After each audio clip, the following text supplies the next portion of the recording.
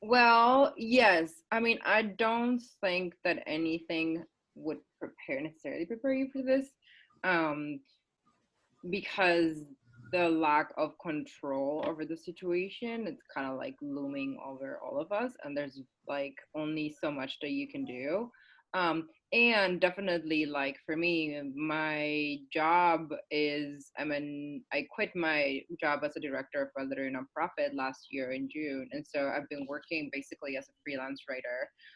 And what that means is I spend a lot of my time mostly doing speaking engagements. I do go to universities and do talks. I was gonna spend this 2 months on tour with my book, and so like Right. I'm in like this weird limbo space, and I'm super grateful of people reaching out to me. I've done a few like live events and interviews and podcasts, and so it's been a lot of reimagining.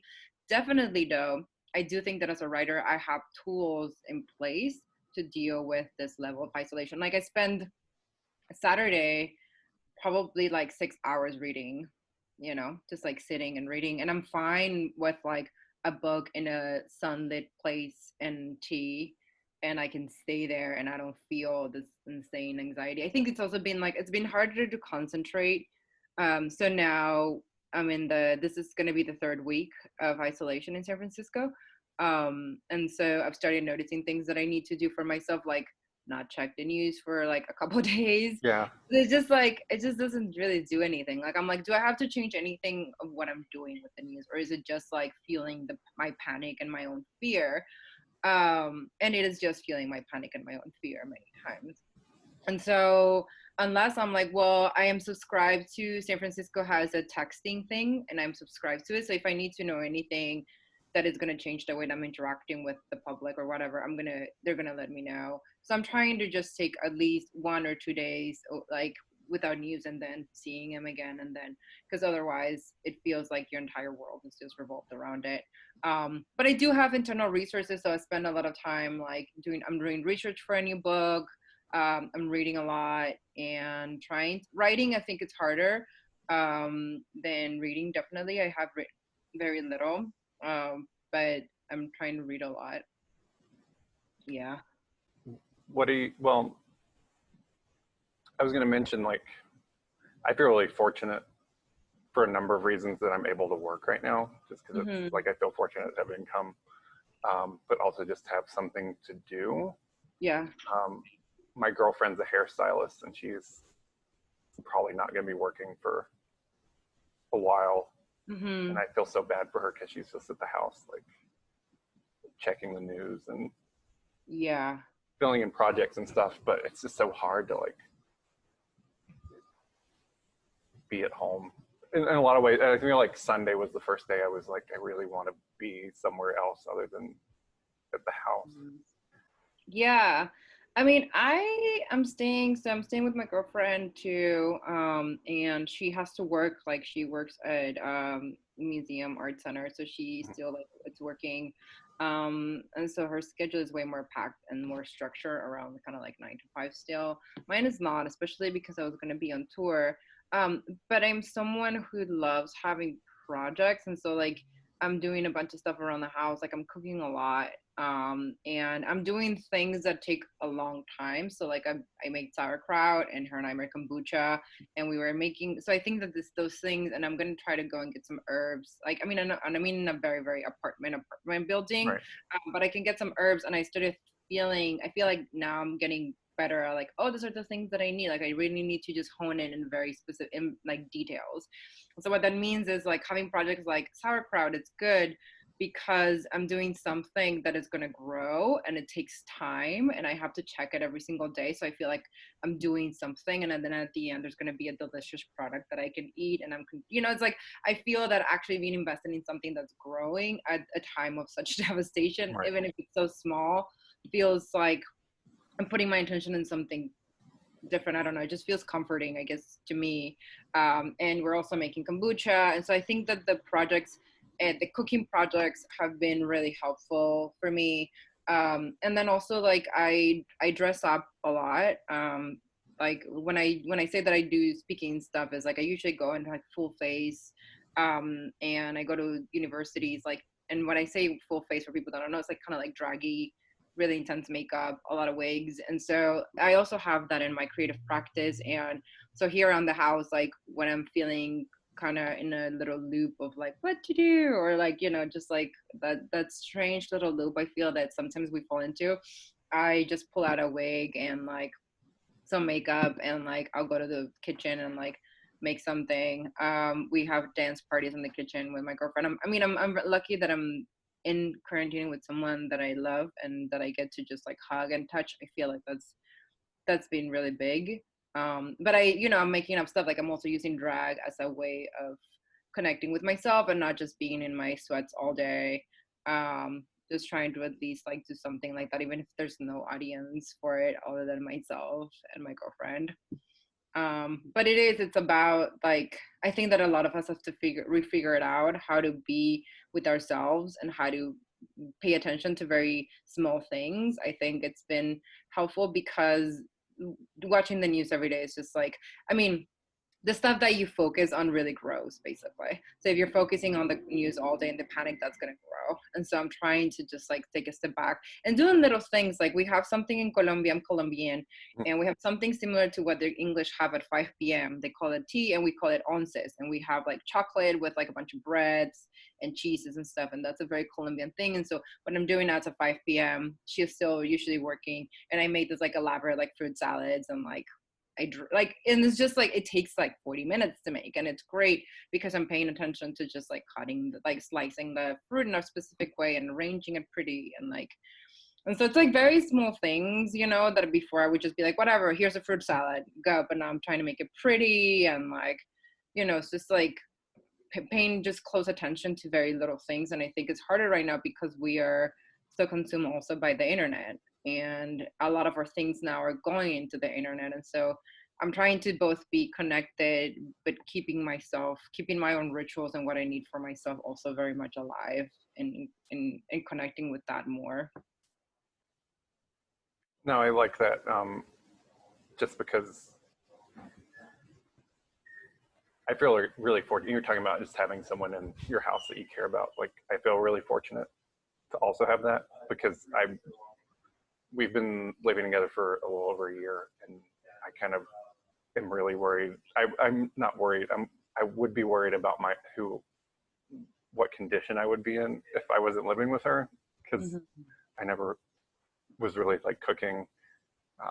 So I just think I would be eating hot dogs all the time and like frozen pizza. And so I'm glad that there's someone to like take care of me, but also to help take care of, and not just be like inside of myself the whole time. So it's I think for other people it's just gonna present different challenges. I was reading a piece about a nun talking about the fact that she's been living basically in social isolation for her entire life, and how she does it with her sisters. And part of it is like she was talking about having structure, which I think is important for humans as animals, which is kind of like needed, and like actually having a structure that you follow during your day and paying attention to very small things and connecting with other people. And if you live in an apartment with all your roommates, like actually talking to them or like making meals with them. So I think that for everybody's going to present different challenges. I do feel lucky, especially around like the touch, because I need just like to hug people. So that feels really crucial. But I think that for everybody, it's just like really reimagining how do we survive without losing like our humanity and our soul, because like one thing is just like surviving, but the other thing is like actually losing crucial parts of our humanity. And I feel like for me, that is staying true to the writing, to the reading, to the paying attention to the small things. That's what's keeping me kind of like connected to my own soul and not losing it in this. Yeah, it's important, especially because there's no telling how long any of this will last and what it's going to look like on the other end of it. But I feel like there have been opportunities to kind of just like assess how we live day to day, which has been nice. It's kind of like reset a little bit. Yeah, I think that it is an opportunity. I also feel that there's gonna be really hard days, So I am trying to focus on like generative things and creative things and things that are bringing me some sort of joy. And there's days that are hard, you know, and we're gonna all have them. And I think that what happens is that because I do all these other things on the other days when I have hard days, like I'm able to care for myself better because I was able to do those other things. So I think that that's what's important, to do the other stuff. It's like, it's not that there's not going to be bad days. There's bad days and they're going to come, I feel, for all of us in different ways. But at least I feel better equipped to deal with them because I have all this other stuff that I'm trying to do. Yeah, I don't know, it's hard to stay positive, but there's an Mm-hmm. amount of that Yeah. that we have to do, unfortunately. Yeah. But so you would be on your book tour right now? Yeah, I would be going to San Antonio this week to go to the San Antonio Book Festival. And then from there, I was going to go to New York and do a couple of readings there and just hang out with people there. So it's very sad. I mean, it's kind of weird because it's my first novel and I worked on it for so long, and you know, like it was like 5 years of writing and then the publishing was 2 years. It's been like a long time. It's like almost a third of my life. And I'm just, you know, the first week was devastating. I had to cancel even the event here. Um, and now I've been very grateful with the fact that a lot of people have reached out to me to do things, you know, so I can't change the fact that this is happening and it's been devastating. And I've had my own like grieving moment with my own tour and my book. Um, because I love, you know, I do public speaking. So like, I love being in relationship to other people. And again, writing is so solitary. I spent, you know, 5 years writing this thing that I was like, I don't know if people are gonna like resonate with it or not. And I wanted to be able to just read to people and hug people and get their questions and like feel them and like the whole thing. And so that's been a real bummer. And at the same time, there's been such a beautiful response from people reaching out to me, posting my things, asking me to do videos, like, and just even doing this thing with you guys. And so, yeah, I mean, it's been, I'm trying to stay on that and stay positive because it is a huge loss, and both like monetarily and in terms of like how even my book is going to be received now, because we're in this weird space and like I don't even know how to even gauge that now. Um, but yeah, I was gonna go to the San Antonio Book Festival this week, um, and now I'm in this book festival in my house by myself.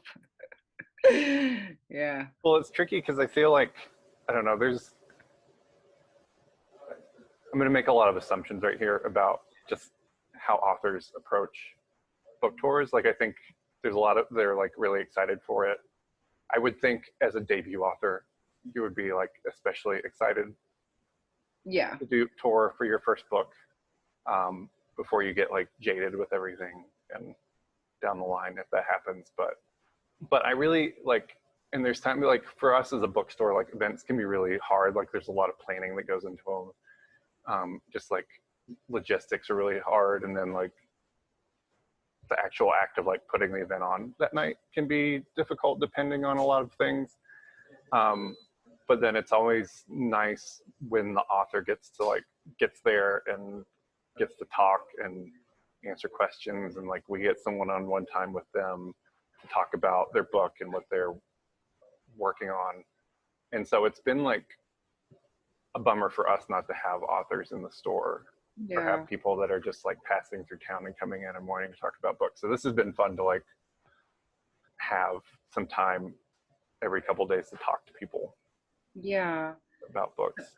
Yeah, I mean, it is. It's like, you know, bookstores are essential for our survival. I mean, I feel as human beings, but as writers, it's like, you know, you all are essential. Independent bookstores are so important. And like, I have a really close and personal and loving relationship with bookstores because that's where my love for everything kind of started. And I love going to bookstores. And it's been the last weekend before they did the shelter in place here, I was able to walk to the Dog Ear Castro, which is the last queer bookstore in San Francisco. And they signed a bunch of books and I was so excited, and then they closed it like the next day. So it is, I mean, it's a huge bummer. Like and again, like I do think that it's because we spend so much time alone writing and so much time, like, you know, this book was read by probably like 15 people before, but that's about it. And so like actually having a conversation with people, like answering questions, like being in just a room surrounded by a bunch of other people, getting that energy, I feel like I love that. I really really really really like that. And so I personally, like, we when I talked to the Feminist Press about it, we are postponing everything. It's not canceled. So of course, like the book fairs and the book festivals, all of that, it's like we can't do it again. But we're gonna do something once this thing, once we're on the other side, and you know, we have to create a new world. Hopefully part of creating the new world will be I'll be on a plane to different places, like talking to people, hugging people, and like answering their questions. So it is, I mean, it's a huge bummer. And I'm also just like, I can't do anything about it, you know.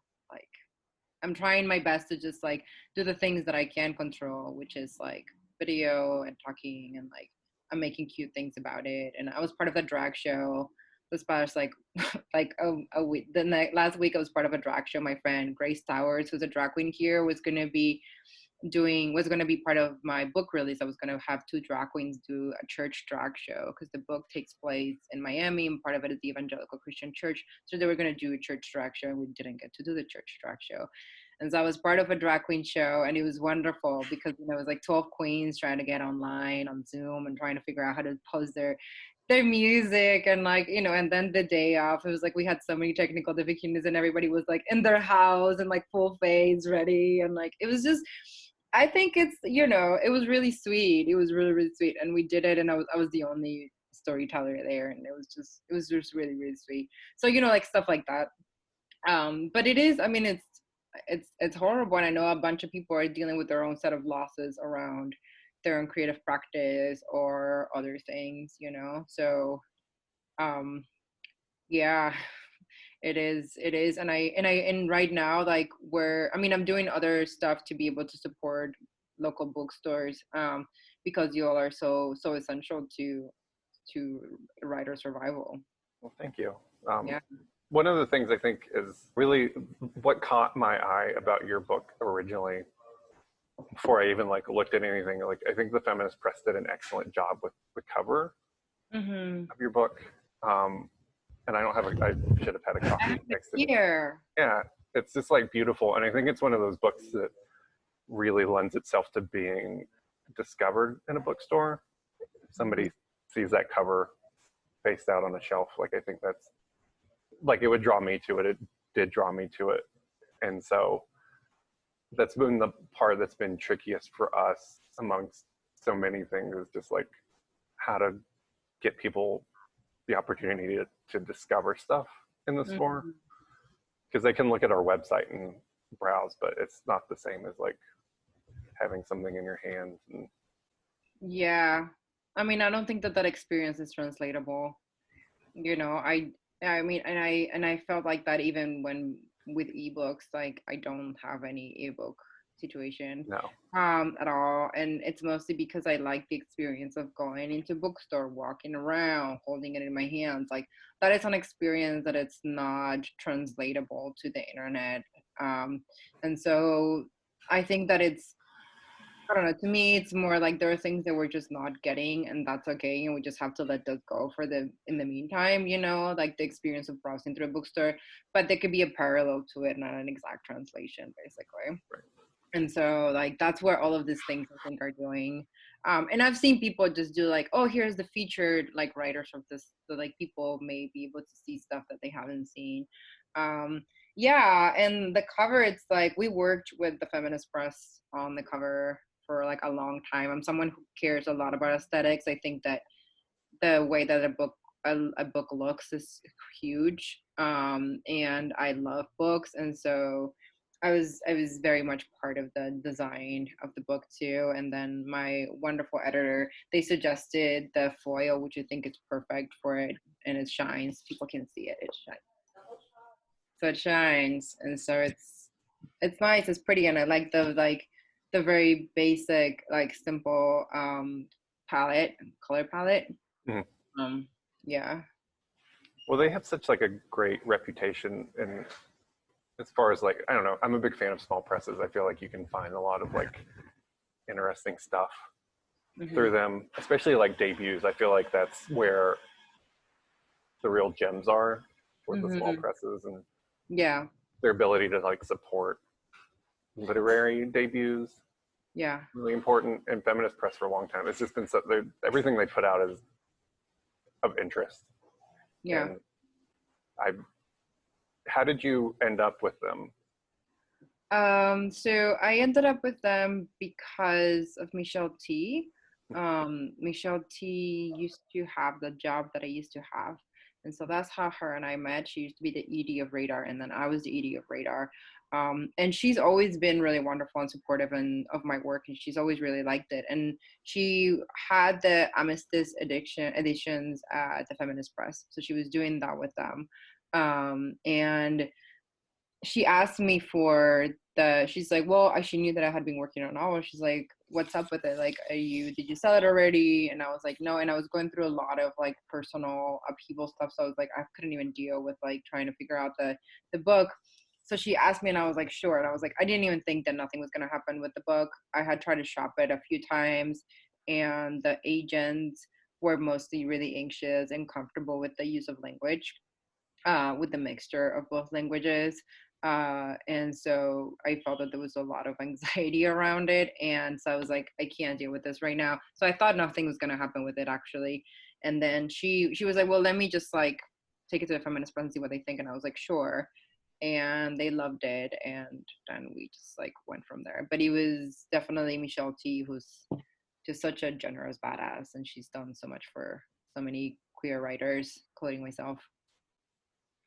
Yeah, I think for me, like the thing that's most interesting about the book is the voice in it. But I really like the way, like you have a very strong voice and it's very like distinct. And you mentioned like you were writing the book for years. Was that part of it, refining the voice or just the story or just finishing it? I think it was all of it. I think that the voice, I've always really loved the relationship between spoken word and written word, and what that does. And I grew up, remember, I didn't grow up here, I grew up in Colombia. And so when I moved to Miami, the English that I heard around me was not the standard English. It was all made up, it was all in Spanglish, it was all mispronounced. And I was in Miami, I was surrounded by Cubans, Venezuelans, Haitians. It's a bunch of people who were immigrants, and so nobody really spoke English, like standard English. And that's the language that I came into. That's the way that I learned English, and I started learning it. Well, I had some very basic basis when I moved here, because I went to a school where they taught English in Colombia. But I really started learning it. I'm 31, so 16 years ago. And the way that I learned it was through watching all those immigrants speak it. And I thought it was extremely creative and amazing. And then when I moved to California, the immigrant population here is more Central American, more Mexican. And so the Spanglish and the mispronunciations and like all of it sounds different. And so a lot of what happens with this voice is like, I've been in love with the way that English manifests itself in these like marginal spaces, basically. And that's where a lot of my voice comes from. And I started just by the story with the baptism. That was the entry point into the narrative. And I felt that it was like, I don't know why I landed necessarily with a specific voice. At the beginning, it was just the way that the story came out and started being told. And then I really started refining it over the 5 years when I was editing and trying to make it. I feel sometimes with a very voicey kind of stream of consciousness voice, at least I had to put a lot of effort into the craft of it, especially into the craft of Spanglish. Otherwise, it would just look very sloppy. And it can't just fall into that. And so I spent a lot of time trying to figure out how to create a sense of craft inside it. And I did this by, I don't know, I remember when I was writing and I just used to have a long list of words that I love.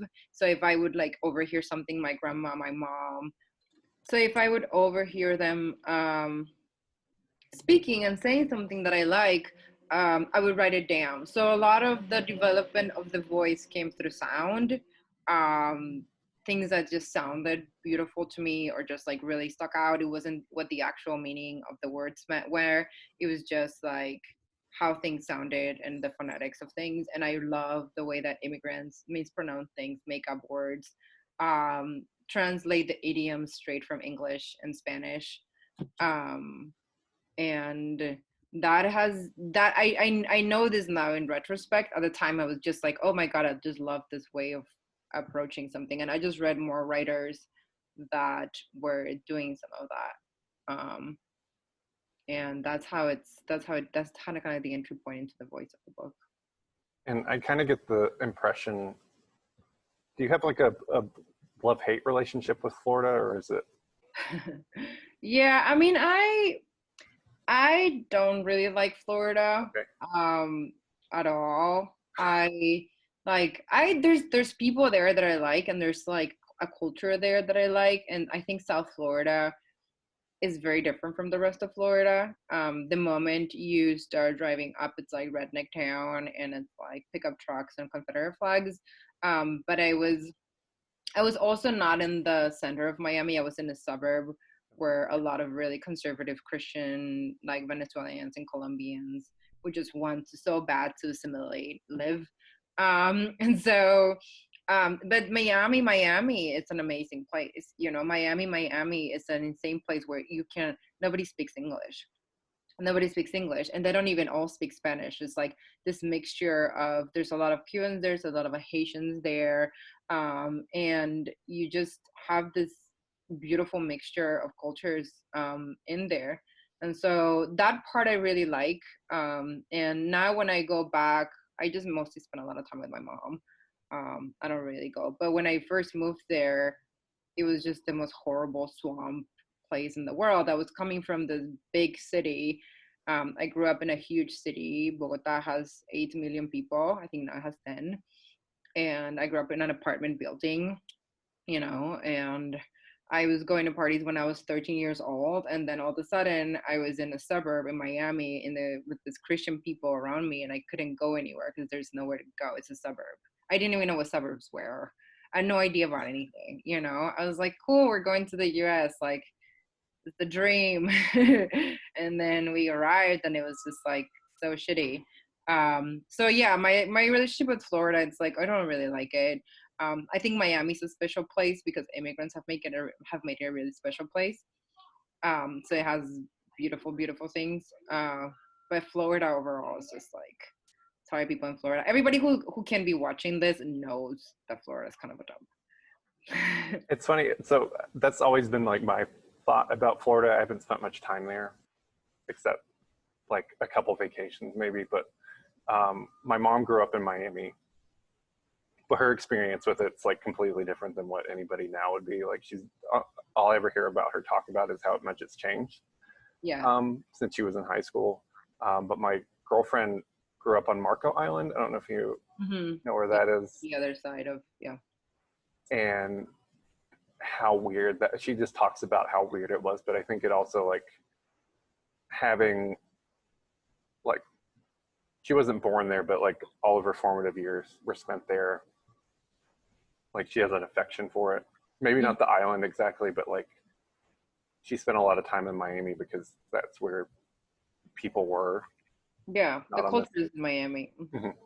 And so she has like affection for that, and like I think she has a soft spot for like just being able to like ride your bike to the beach while understanding how weird it is. And so yeah, I mean, it's pretty. Like, I was there, how long ago? Maybe like a year and a half. I was there with my girlfriend, and she's from California. And we were like, oh my god, let's go to the beach, it's so pretty, we can just go, and it's right there. So we go to this cute cafe that my friend tells me, and everybody's kind of like an artist, so it looks really pretty. But when we get to the beach, the reality of being in Florida sinks in, because we're both walking around and there's Trump stuff everywhere, and there's American flags everywhere, and then there's this like, we see all this like shiny glitter thing, and I was like, oh my god, let's go and see what it is. And then when we get in, it's a pet shop for like bougie pets, and there's Trump everywhere. It's like plastered with like Trump paraphernalia, and I was like, oh my, and you know, we live in San Francisco, so we are in a huge Right. bubble. I feel like it's just such a huge bubble here. So I was like, we're both like, okay, I guess not. Just go to the water. So yeah, I mean, I think there's beautiful pockets of things. I think Miami has amazing. I think Miami is great. The rest of Florida, I don't know. It's just like it's rough. It's a rough place. Yeah. It's like its own world. We were supposed to go down there at the end of May, but I think that's probably not going to happen now. But hopefully, Who knows? Who knows?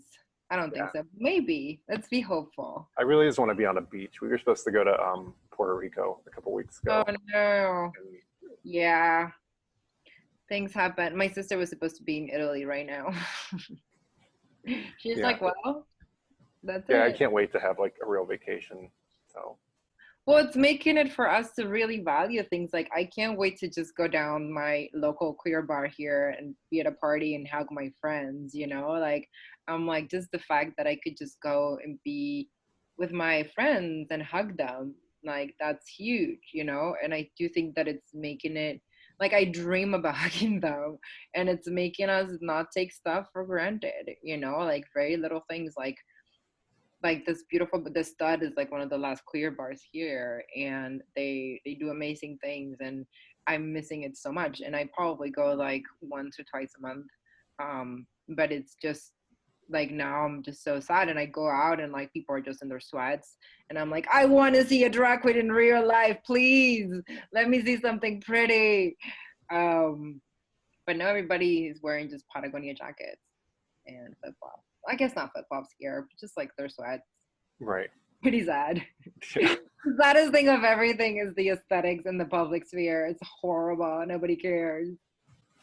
Yeah, we're all just seeing how comfortable we can be Yeah. right now. Like I was getting dressed today, and whatever I was wearing was like, it wasn't weird. I don't know. For me, it was just like, I was like, nobody's gonna see me. Like it's fine. Like I'm just gonna, Yeah. but I am on here, so I guess it's sort of, it's really just like a t-shirt, so it's not. But yeah, and I'm also curious, like like how long it's gonna take for things to feel normal again. Yeah, I mean, I don't think that we're gonna go to I don't think that we're going back to anything.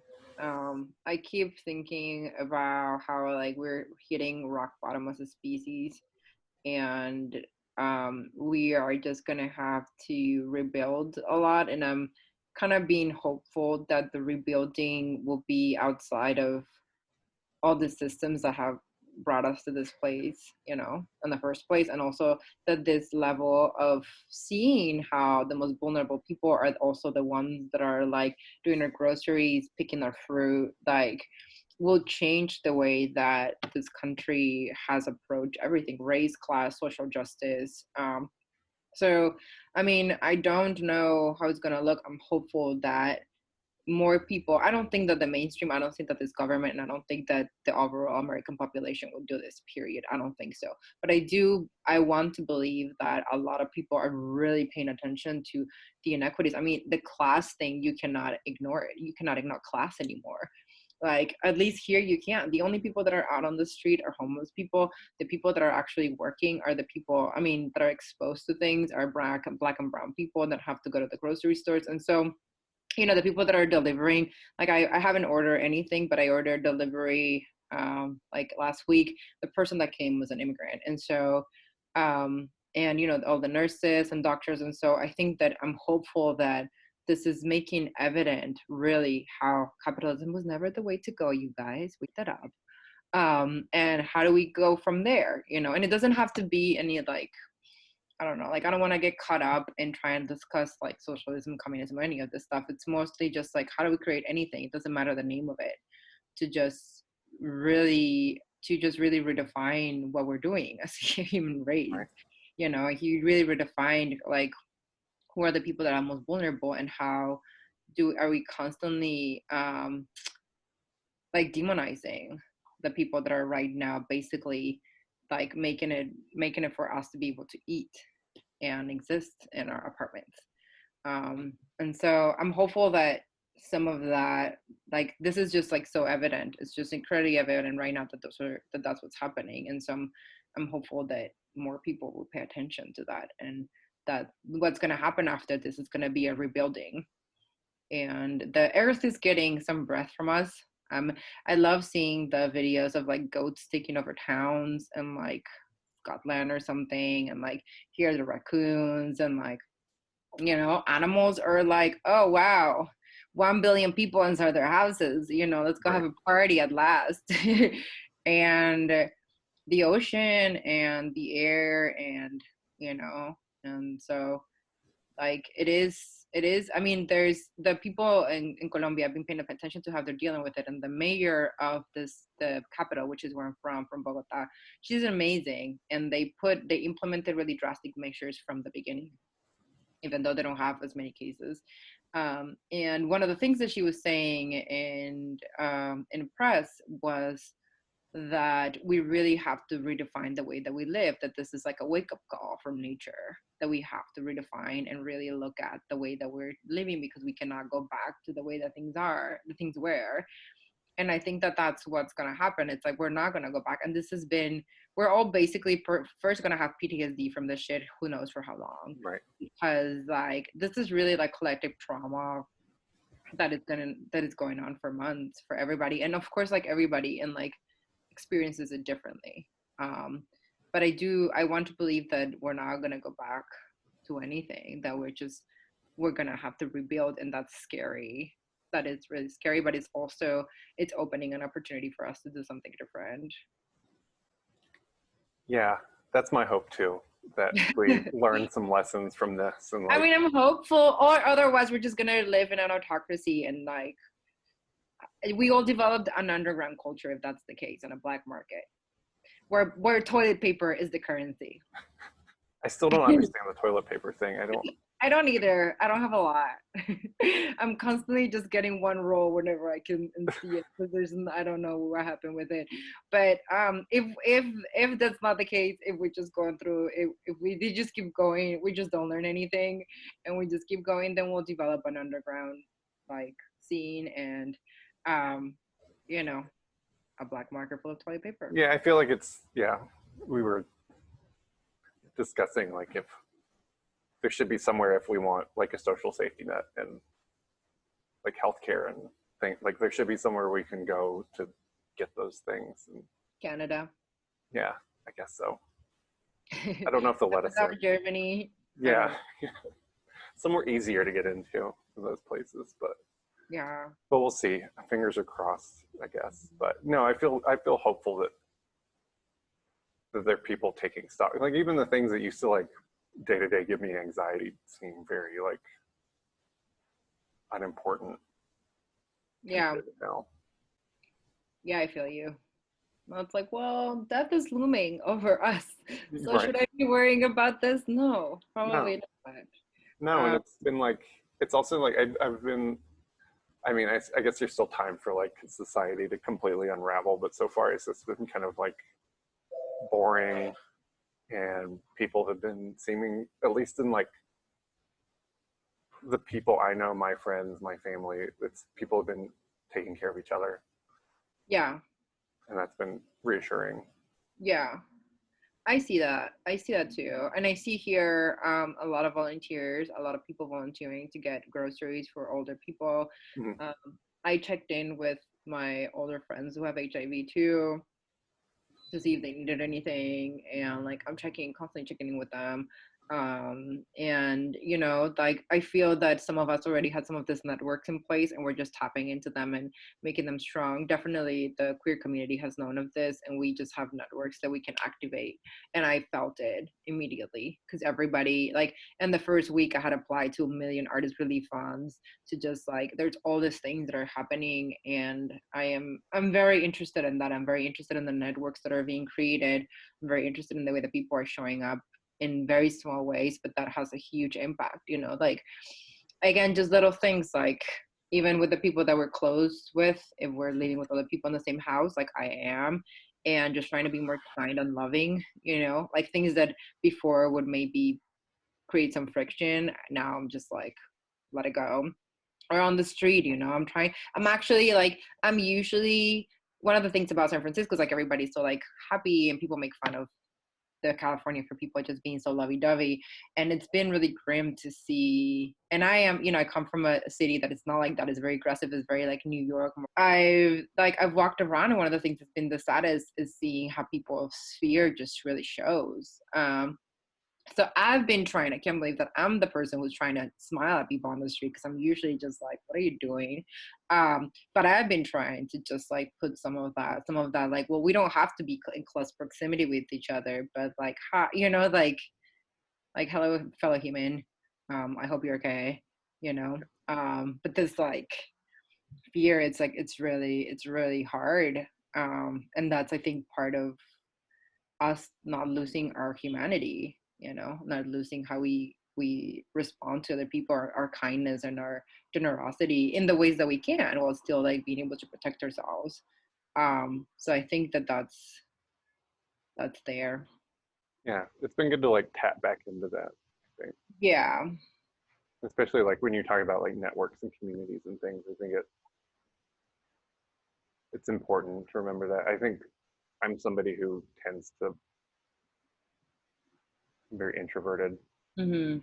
I could probably like, I was excited, well, not excited, that's a bad word. I was like fine with the idea of just like being at home and Mm-hmm. not seeing people, but now it's like, no, I need like a community and friends and like being able to check in on people, and Yeah. like it's I feel fortunate to have those people in my life, and it's good to like remember why that's important. Yeah. Yeah, I mean, it's making really evident how we do need those networks in place. Um, and I feel you. Like, I have FaceTime calls with my friends almost every day, with different friends. I talk to my mom almost every day. My sister's a doctor, so she's in LA and she's like dealing with a lot. Yeah. So I also try to talk to her, and not overwhelm her with questions.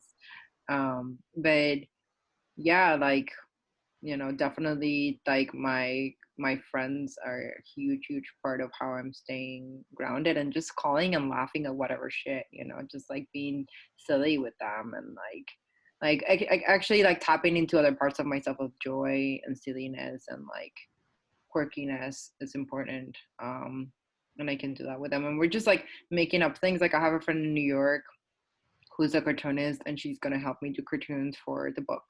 She's like, I need something because my brain is eating itself. Do you want to do cartoons? And I was like, sure, girl. So like, we're doing some cartoons for the book. And then like, I have a friend who's an herbalist, and like, we're talking about, and she designs things, and we're talking about her designing some merch for the book. And we're just, you know, and it's just like really sweet. It's really sweet because I get to just laugh with them, and we get to make like little projects. Even if it's just about the project itself and it doesn't yield a huge thing, it doesn't matter right now. It's just about being able to like stay with the process at least. um yeah, some hope. Well, that's Yeah, good. It's good to talk to people that are like keeping themselves busy, and I am. I especially mean, like creative I'm people. really It's good at good to that. hear like what they're doing. It's a little, I don't know if inspirational sounds too sentimental, but um, it's nice to hear. Yeah, I mean, I there's a book by Beth Pickens called Your Art Will Save Your Life. And in there she talks about how for artists, our art is also our way of surviving and processing the world. And right now, it's a great thing to have. It's a great thing to be an artist because you have a creative practice that connects you to the world that you can just do. I mean, for everybody's different. I don't know, visual artists, they probably need way more space and all this stuff, but like, I am able to tap into this great thing that works for me. And I also need it for my own survival. Like, that's how I connect with the world. And it's important that artists remember that, like, it's not a luxury. It's something that is essential to us, and we need it, you know, as a part of our own survival. And so I feel lucky that I have art, and that I have like, and that I also let myself be silly and put on a wig. And like, the other day I actually went out into the street with full wig and like a fur coat and like makeup, and then these people were just looking at, some people at the park were just like kind of throwing shade and just looking at me like, what are you doing? We're in very serious times, you know. And I was just like, girl, what are you doing? If you want to go down looking like that, Like, I don't. And so sometimes I try to just go just for the walk that I do around the neighborhood, just like put on something, because I just like try to just like smile at people. I mean, I feel like that's what a lot of queer people have done. Um, but yeah, I mean, I feel lucky that I have art as a practice right now. Yeah. Well, it's good to hear, and it's good to hear you're making the most of it. Um, Mhm. I think that's probably also a good place to stop at. I don't want to keep you too long today. Sure. Yeah. Thank you. Thank you so much for doing this. This was fun. Yeah, thank you, and I hope And thank you for like doing all your delivery and all the work that you guys are doing. I yeah, appreciate you so much. I hope I can get you meet you in person in the next year. yeah. Anytime you want to come to Asheville, you're welcome to. It's But yeah, thank you for this conversation and let me know when it's up. yeah, definitely. Thank you for taking Okay. time. Bye. Appreciate it. Thanks. Bye.